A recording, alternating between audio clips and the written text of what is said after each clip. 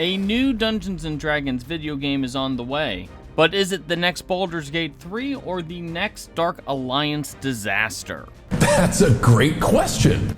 The Swedish video game developer Starbreeze has announced Project Baxter, a new Dungeons & Dragons video game project.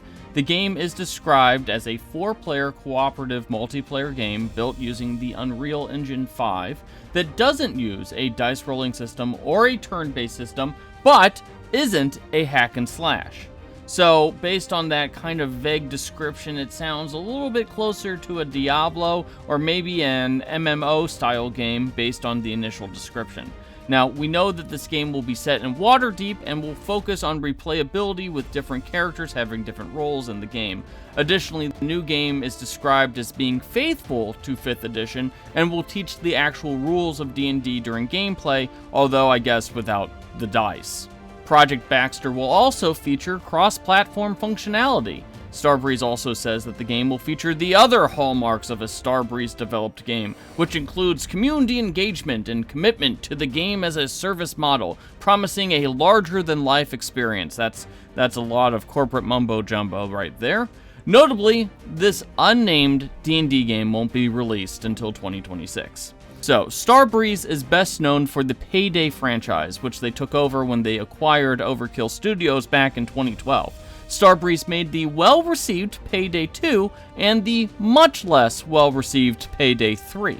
They also made the Fantastic Brothers: A Tale of Two Sons. All in all, Starbreeze seems like a pretty solid studio with some hits, but with some recent underperforming games.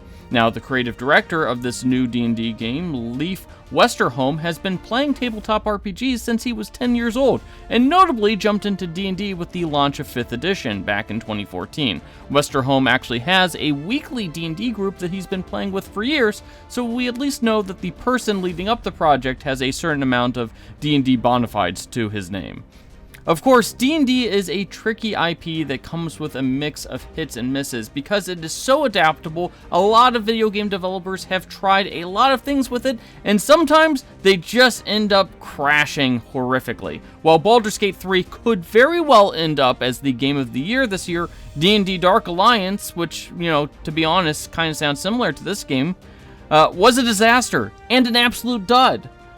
Now, we also know that Wizards has tapped several studios, both internally and third-party, to help develop even more D&D games, but some of those projects allegedly were canceled earlier this year.